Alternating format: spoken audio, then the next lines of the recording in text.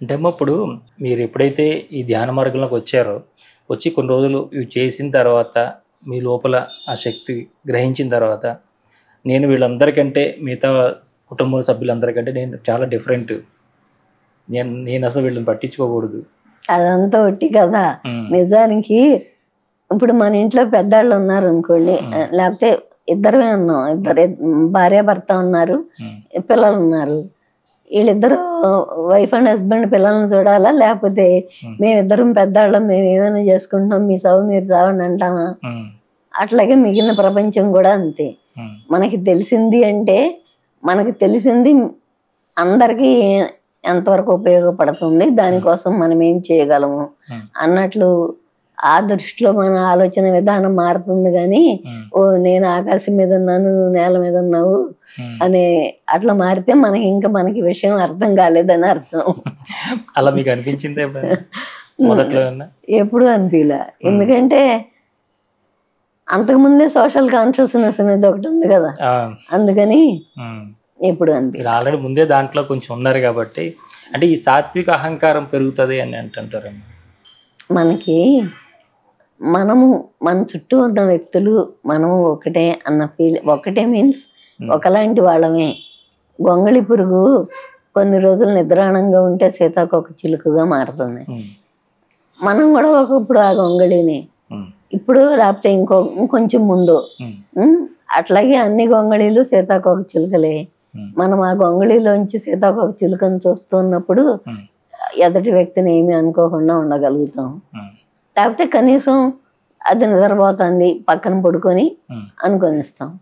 ఇప్పుడు మన దగ్గరే గూడు కట్టింది అనుకోండి, గోడ బాగోలేదు, గోడ మీదకి గొంగళి పురుగు గూడు కట్టింది బాగోలేదని పీకేస్తే అది చస్తుంది కదా, ఎందుకు పనికి రాకుండా.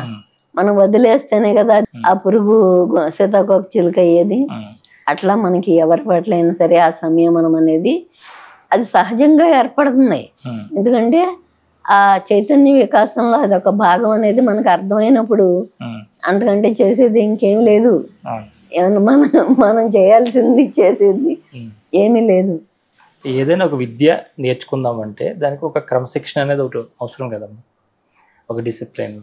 అంటే ఒక స్కూల్కి రావాలంటే పలానా టైంకి రావాలి, ఇట్లా రెడీ అవ్వాలి, కొంచెం బట్టలు వేసుకోవాలి, ఇలా ప్రతిదానికి ఒకటి ఉంటుంది క్రమశిక్షణ. అంటే ఇప్పుడు ఇది మీరు ఎలాంటి క్రమశిక్షణ లేకుండా ఎలా పడితే అలా కూర్చోండి, లేదంటే ఎప్పుడు పడితే అప్పుడు కూర్చోండి, ఎలాగైనా చేసుకోండి అని అంటే ఇండిసిప్లైన్గా వెళ్ళే అవకాశం లేదు. దీంట్లో రెండు విషయాలు ఉన్నాయండి.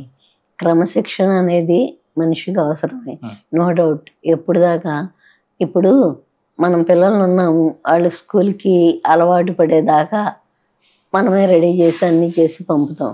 కానీ వన్స్ ఒకసారి స్ట్రీమ్ లైన్ అయిపోయిన తర్వాత ప్రతిరోజు నువ్వు స్నానం చెయ్యి, నువ్వు ఇప్పుడు 10 అయిపోతుంది రెడీ అవ్వు అని రోజు చెప్పం కదా. అట్లానే ఇక్కడ పత్రిసారి ఉద్దేశం ఏమంటే వ్యక్తులందరి లోపల ఆ పరిణతి అనేది సహజమైన పరిణతి లోపల ఉంది, ఆత్మలో ఆ జ్ఞానం ఉంది. ఆ జ్ఞానాన్ని ఎప్పుడు కూర్చోగలిగినా సరే వాళ్ళకి వీలున్న సమయంలో కూర్చొనిస్తే వాళ్ళు కూర్చుని తమను తాము తెలుసుకోగలుగుతారు. ఖచ్చితంగా ఇప్పుడే కూర్చో అంటే వీలయ్యే సందర్భాలు ఉంటాయి, వీలు కానీ ఉంటాయి, పరిస్థితులు వేరువేరుగా ఉంటాయి. అందుకని రూల్స్ అండ్ రెగ్యులేషన్స్ పెట్టినప్పుడు ఏం జరుగుతుందంటే అందరికీ అవకాశం అనేది కుదరదు. అందుకోసమే నీకు అవకాశం ఉన్నప్పుడు నువ్వు కూర్చున్నది ఆ వీలున్నప్పుడు అప్పుడు ఎవరైనా సరే వాళ్ళకి తోచినప్పుడు వాళ్ళు కూర్చుంటారు. ఎప్పుడొకప్పుడు తీరుతుంది కదా, ఆ తీరిక ప్రకారం కూర్చుంటే అప్రయత్నంగా అది విషయం అర్థమవుతుంది. రూల్స్ అండ్ రెగ్యులేషన్స్ ఉండటం ఏమవుతుందంటే ఆ క్రమశిక్షణ అనేది అప్పటికప్పుడు మనిషికి పనికొచ్చే మాట వాస్తవం. కానీ ఆ లోపల ఆ డిసిప్లిన్ దాటి మన సహజ వికాసం అనే దానికి అది నిజానికి కొంచెం అడ్డమే. అది అక్కడ దాకా అది కొంచెం ఎదిగిన తర్వాత మనకు అర్థమవుతుంది క్రమశిక్షణకి సహజ వికాసానికి ఒక తేడా ఉంది అని. ఇప్పుడు చిన్న మాట చూద్దాం, గవర్నమెంట్ స్కూల్స్లో పిల్లలు ఉంటారు, మంచి మంచి కాన్వెంట్స్లో పిల్లలు ఉంటారు, మంచి మార్కులు అవన్నీ నిజానికి కాన్వెంట్ వాళ్ళకే వస్తాయి.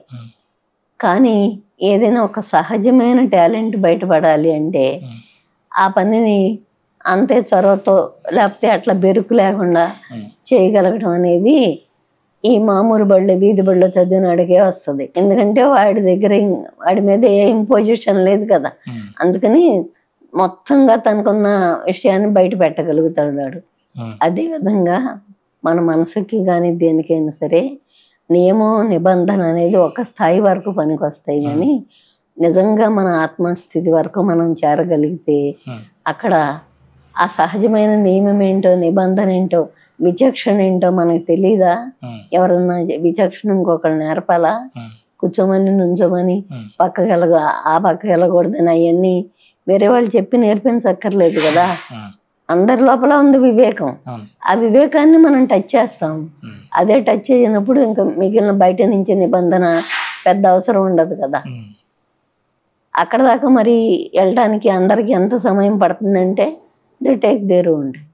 దానికి ఎవరు నువ్వు ఇప్పుడు ఖచ్చితంగా ఇక్కడికి వెళ్తావు, నువ్వు అప్పుడు ఎక్కడికి వెళ్తావు అన్నది ఎవరు చెప్పలేము. అంటే శారీరకంగా కానీ ప్రాణాయామాలు కానీ ఇంకోటి కానీ ఇవన్నీ చేయకపోకుండా ఓన్లీ ధ్యానంలోనే కూర్చోవడం వల్ల తామసికం బాగా పెరిగిపోయి అట్లా డ్రౌజీగా అలా ఉండిపోతూ ఏ పనులు చేయకుండా అని ఎంతో మంది ఇబ్బందులు పడుతున్నారు అంటుంటారు. నిజానికి సహజమైన సోమరితనం జడత్వం ఉన్నవాళ్ళు ఎవరన్నా పనులేమి చేయకుండా అట్లా ఉండిపోయారేమో కానీ వాళ్ళ లోపల అది ఉంది. ఆ సోమరితనం అనేది ఆధారపడి బద్ధకం అనేది ఉండి ప్రజల మీద లేకపోతే ఎవరో ఒకళ్ళ మీద ఆధారపడి బతికే తత్వం వాళ్ళ లోపల ఉన్న వాళ్ళు అట్లా తయారవుతారు, కానీ మిగిలిన వాళ్ళేమి అట్లా అవరండి. ఎందుకంటే మనకి మనం అర్థమైనప్పుడు ఫస్ట్ మనకు తెలిసేది ఏమంటే మన ధ్యానం అన్నదానికి నిజానికి నిర్వచనం ఏమంటే మన బాధ్యతను మనమే వహించటం ఎట్ ఎనీ కాస్ట్. ఏ విషయంలోనైనా సరే మరి మన బాధ్యతను మనమే వహించగలిగిన వాళ్ళు, వహించాలి అని తెలుసుకున్న వాళ్ళు అట్లా ఆధారపడే వాళ్ళలాగా బద్ధకస్తులాగా తయారవ్వరు కదా. అంటే దాన్ని వాళ్ళు సరిగ్గా ఇంకా అర్థం చేసుకోలేదని భావం, అంతేగాని ధ్యానం చేయటం వల్ల తామసిక ప్రవృత్తి వల్ల అని కాదు. వాళ్ళు అసలు విషయాన్ని ఇంకా సరిగ్గా అర్థం చేసుకోవడానికి సిద్ధపడలేదు. అంటే మరి అఖండంగా ధ్యానాలు అంటే 24 గంటలు 12 గంటలు ఇట్లా ఇంతసేపు ధ్యానాలు అనేది నిజంగానే అవసరం ఉన్నది. మరి అనేక జన్మల నుంచి అట్లాగే ఈ జన్మలో పుట్టిన అనేక సంవత్సరాల నుంచి మనం పూర్తిగా ప్రాపంచికతలోనే బతుకుతున్నాం కదా. ఆ బతికితే అంటే ఎన్ని లేయర్స్ మన మీద, మన ఆత్మ అనే వెలుగు మీద ఈ లేయర్లు అనేక పొరలు ఏర్పడిపోయినాయి కదా ఈ ప్రాపంచికత నుంచి. ఆ పొరలన్నిటినీ మరి తొలగించుకోవాలంటే లేకపోతే పగలగొట్టాలంటే కొంత గాఢ ధ్యానాలు అవసరం కదా. అందుకని మరి ఆ గాఢ ధ్యానాలు అవసరమే. అందరికీ కూర్చోగానే 1 గంటకో 2 గంటలకో లేకపోతే ఒక 40 రోజులకో అంతా తెలిసిపోతుందని అనుకోలేం కదా. మన లోపల ప్రాపంచికత ఎంత పేరుకుంటే ఆ పేరుకున్న దాన్ని అంతగానో తొలగించాల్సిందే కదా. ఇప్పుడు టీ గిన్నె ఉంటుంది, ఆడాళ్ళం ఉంటే రోజు తోముకుంటాము. ఎప్పుడన్నా గృహిణి ఊరెళ్ళింది అనుకోండి, ఆయన ఊరికి ఇట్లా కడిగేసి పెట్టుకుంటాడు, అంతేగాని ఆడకు తోమటం రాదు కదా మగ మనిషికి. ఆవిడ ఊరి నుంచి వచ్చేసరికి అది ఎంతలాగా తయారై ఉంటుంది కదా, దాన్ని రుద్ది దేంతో గీరి కడగాల. మరి ఇది కూడా అంతే. అనేక సంవత్సరాల నుంచి మన లోపల ఏర్పడిన ఈ ప్రాపంచిక అభిప్రాయాలు కానీ లేకపోతే ఆ దృక్పథం కానీ దాన్ని అంతా తొలగించుకోవాలంటే ఆ గాఢంగా లోపలికి వెళ్ళటానికి మరి టైం పడుతుంది.